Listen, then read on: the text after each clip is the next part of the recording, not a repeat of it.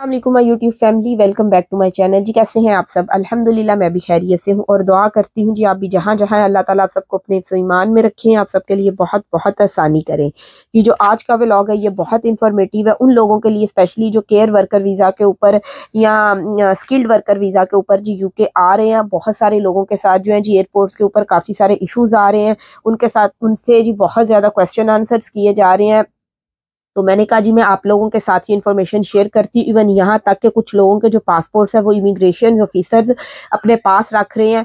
ये क्या सीन है, ये अब क्या हो रहा है आजकल, तो इसके बारे में जी मैं आप लोगों को सारी इन्फॉर्मेशन दूंगी। बस आप लोगों से रिक्वेस्ट है कि आप लोगों ने व्लॉग को एंड तक ज़रूर देखना है ताकि जी आपसे कोई इन्फॉर्मेशन जो है ना वो मिस ना हो। और जिन लोगों का वो ये पासपोर्ट अपने पास रख रहे हैं इमिग्रेशन ऑफिसर्स वाले, वो फिर उनको कब वापस कर रहे हैं, क्या उनसे चीज़ें मांगते हैं, उसके बाद उनको ये देते हैं और कितनी देर के बाद उनको ये वापस करते हैं, और कौन कौन से क्वेश्चन हैं जी जो वो आपसे कर सकते हैं। तो आपने व्लॉग को एंड तक देखना है और चैनल को सब्सक्राइब जरूर करना है, ये मेरी आप सबसे रिक्वेस्ट है। तो चलें जी हम चलते हैं अपने टॉपिक की तरफ। जैसा कि जी आप सबको पता होगा, फ्लाइट से उतरने के बाद जो नेक्स्ट स्टेप होता है जी आपने इमिग्रेशन से गुजरना होता है। इमिग्रेशन को जो है ना वो क्लियर करना होता है। जैसे ही आप जाके लाइन में लगते हैं फिर आपकी बारी आती है, जब इमिग्रेशन ऑफिसर्स जो भी है वो आपको कॉल करते हैं, आप जाते हैं तो आपसे पासपोर्ट मांगेंगे, आपका पासपोर्ट चेक करेंगे। कुछ केसेस में जी वो आपसे मजीद जो डॉक्यूमेंट्स है वो भी मांग सकते हैं, डिमांड कर सकते हैं, जिनमें जो डॉक्यूमेंट्स आपसे वो मांग सकते हैं। और वो एक तो आपका, जैसा कि मैंने पासपोर्ट का ये एक ज़रूरी डॉक्यूमेंट्स है, ये ज़रूर चेक करते हैं। ज़ाहिर है आपका नाम डेटा कैसे उन्हें पता चलेगा अगर वो यही चेक नहीं करेंगे। नेक्स्ट भी वो सर्टिफिकेट ऑफ स्पॉन्सरशिप आपसे मांग सकते हैं, जो आप जॉब के ऊपर आ रहे हैं। कॉस्ट लेटर जिसको कहते हैं, जॉब ऑफर लेटर आपसे कह सकते हैं जी हमें दिखाएं। बीआरपी कलेक्शन जो लेटर होता है वो मांग सकते हैं। तो इस तरह के काफ़ी जो भी डॉक्यूमेंट्स होंगे वो आपसे पूछ सकते हैं। शॉर्ट में अगर आप लोगों को बताऊं तो जो भी आपकी वीज़ा कैटेगरी होगी उससे रिलेटेड ही जी वो आपसे जो डॉक्यूमेंट्स है ना वो मांगेंगे। उसके बाद आपसे कुछ क्वेश्चंस कर सकते हैं, वो आपसे ये पूछेंगे आपसे जी आपकी वीज़ा कैटेगरी कौन सी है, ये आपको ज़रूर पता होना चाहिए। इवन स्टूडेंट तक से भी वो ये पूछ लेते हैं जी आपकी वीज़ा कैटेगरी कौन सी है, बस कंफ्यूज करने के लिए।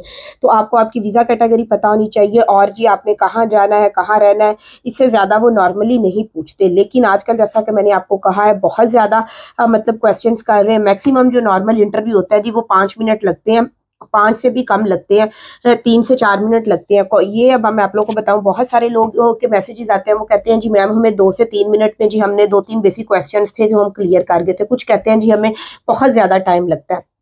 तो ये जी डिपेंड करता है ऑफिसर कौन सा बैठा हुआ है, उसका मूड कैसा है, ये सारी चीज़ें जी डिपेंड करती हैं उस वक्त। लेकिन मैं अब आप लोगों को बताती हूँ जी, जब ये सारे डॉक्यूमेंट्स, ये सारा ये प्रोसेस आपका कंप्लीट हो जाता है उसके बाद जी जो इमिग्रेशन ऑफिसर्स होता है उसके पास जी कम से कम 3 ऑप्शंस होती हैं, वो उसके बाद आपके साथ क्या कर सकते हैं। और आजकल क्या हो रहा है मैं आप लोगों को बताती हूँ। सबसे पहले जी वो यही है कि जब आप फिर वो जो भी क्वेश्चंस पूछते हैं अगर आप उनका सही क्लियर जवाब देते हैं, वो उससे सेटिस्फाई होते हैं जी, वो एंट्री स्टैंप लगा के तो आपको मुल्क के अंदर एंटर होने दिया जाता है, यानी आगे भेज दिया जाता है, आपकी इमिग्रेशन क्लियर हो गई है। सेकंड ऑप्शन जो उनके पास होती है, जब आपसे वो ये क्वेश्चंस पूछते हैं, जो कि ये आजकल लोगों के साथ हो रहा है, जो पूछते हैं लोग आपसे, जब क्वेश्चंस करते हैं जो आप उनका सही से जवाब नहीं दे पाते, ज़्यादा क्लियर नहीं कर पाते, सही से कम्युनिकेट नहीं कर पाते, कई रीजंस कह लें इसके अंदर लोगों के साथ पेश आ रही हैं। तो फिर जी इमिग्रेशन ऑफिसर जो है ना, जब उसको लगता है कि ये बंदा न्यू है और इस वजह से शायद ये सही जवाब नहीं दे रहा और उसको थोड़ा डाउट होता है कि ये थोड़ा सही है, मतलब जेन्युइन है थोड़ा, लेकिन फिर भी वो डाउट में होता है, तो फिर जी जो बेनिफिट ऑफ डाउट है वो देते हैं। और इसमें जी आपको मतलब ये होता है कि आपको जाने दिया जाता है, लेकिन आपका जो पासपोर्ट है ना वो आजकल जो हो रहा है ये ज्यादातर वो इमिग्रेशन ऑफिसर्स जो है ना वो अपने पास रख लेते हैं।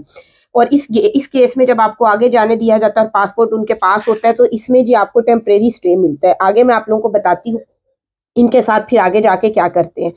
थर्ड ऑप्शन जी जो इमिग्रेशन ऑफिसर के पास होती है, जब वो आपका ये इंटरव्यू लेते हैं और उन्हें लगता है कि आप मतलब आपने सही से ये जवाब नहीं दिए, या उनको लगता है जी आप फेक हैं, आप एलिजिबल नहीं है, तो फिर भी जी वो आपकी जो एंट्री है वो रोक सकते हैं और आपको उसी वक्त डिपोर्ट कर सकते हैं। और ऐसा अभी हो रहा है हेल्थ केयर वीज़ा के ऊपर स्पेशली, क्योंकि बहुत सारी कंपनीज इन दिनों में 500 से ज़्यादा जो कंपनीज है ना उनके केयर होम के लाइसेंस कैंसिल किए गए हैं। लेकिन लोगों को जी कॉस्ट इशू हो चुके थे, उस कॉस्ट की बेस पे उनके वीज़े भी लग के आ गए थे। जब वो यूके एयरपोर्ट के ऊपर पहुंचे और जब उनसे इंटरव्यू लिया जाता है, ये जो इमिग्रेशन ऑफिसर्स उनसे करते हैं, और जब ज़्यादा डीप में गए और उनके एम्प्लॉयर्स तक पहुंचे, कंपनी का नाम पता चला, तो फिर पता चला जी ये जो कंपनी है या एम्प्लॉयर है इसका लाइसेंस ऑलरेडी कैंसिल कर दिया गया। तो फिर उनको जो उसी वक्त डिपोर्ट कर दिया गया और मुल्क के अंदर एंटर नहीं होने दिया गया।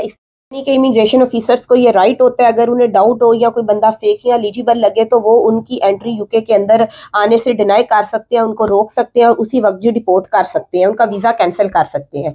उसके बाद मैं आप लोगों को बताती हूँ, जिन लोगों का जो पासपोर्ट है वो इमिग्रेशन ऑफिसर्स ले लेते हैं बेनिफिट ऑफ डाउट की बेस के ऊपर, तो वो उनको फिर कैसे मिलता है जी, उसके लिए जी फिर उन लोगों को सेकंड इंटरव्यू के लिए जी इनवाइट किया जाता है। कुछ लोगों को तो उसी वक्त जो है ना उनको जो है ना डिटेल दे दी जाती है या डेट दे दी जाती है कि आप जो है ना इस जगह पे इतने बजे इस टाइम पे जी आपका जो सेकंड इंटरव्यू है वो होगा। और कुछ केसेस में वो ये होता है, जो आपने डिटेल उनको दी होती है अपनी ईमेल आईडी नंबर एड्रेसेस वगैरह, उसके ऊपर वो आपको लेटर भेजते हैं या आपको मैसेज वगैरह करते हैं या ईमेल वगैरह करते हैं, उसमें आपको वो बताते हैं कि इस जगह पे कितने बजे आपका इंटरव्यू है, सेकंड इंटरव्यू।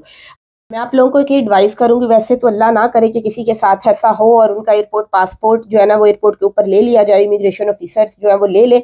लेकिन अगर आप लोगों के साथ ऐसा हो जाए तो आप लोगों ने सेकंड डे जो इंटरव्यू है उसके ऊपर जाने से पहले वो तमाम गलतियां जो आपने उस वक्त एयरपोर्ट के ऊपर की थी, या कम्युनिकेट आप सही से नहीं कर पाए, या आप कुछ क्वेश्चंस के आंसर सही नहीं दे पाए, या आपके पास कोई इन्फॉर्मेशन सही नहीं थी, आपको एड्रेस नहीं पता था अपनी कंपनी का, या कुछ भी इन्फॉर्मेशन या काफ़ी सारी डिटेल हो सकती है, डीप डिटेल, तो वो सारी आपने प्रिपरेशन करके जाना है ताकि उन मिस्टेक से, उन गलतियों से आप बच सके जो आपने फर्स्ट जो इंटरव्यू एयरपोर्ट के ऊपर उससे किया था।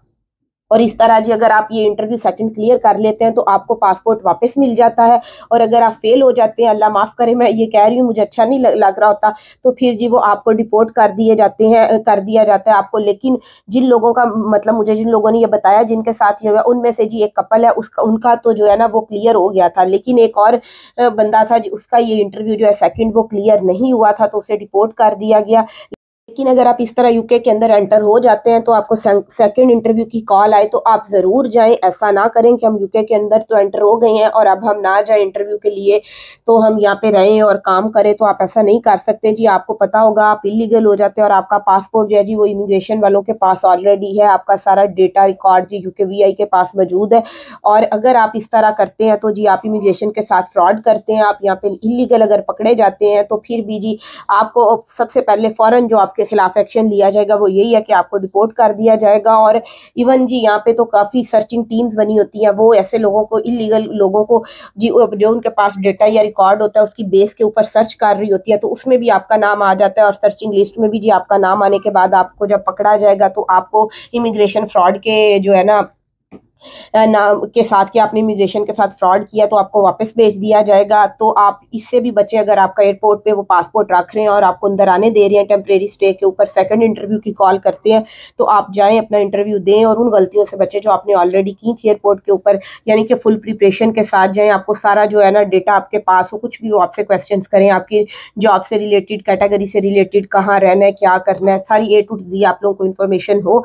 तो ये चीज़ आप अपने ज़हन में ज़रूर रखें जब आप पाकिस्तान से, इंडिया से, किसी भी कंट्री से आजकल स्पेशली यूके आ रहे हैं, तो अपने आप को तैयार करें। और बहुत सारे लोगों के साथ जी ये केसेस नहीं है हो रहे, वो बहुत इजीली जी 1 से 2 मिनट में भी ये इंटरव्यू जो है क्लियर करके जा रहे हैं। मैं फिर यही कहूँगी कि ये डिपेंड करता है जी सर्कमस्टेंस के ऊपर, कौन सा ऑफिसर बैठा है, वो उसका मूड कैसा है, कितनी डिटेल में वो जाता है, कितनी डिटेल में वो नहीं जाता।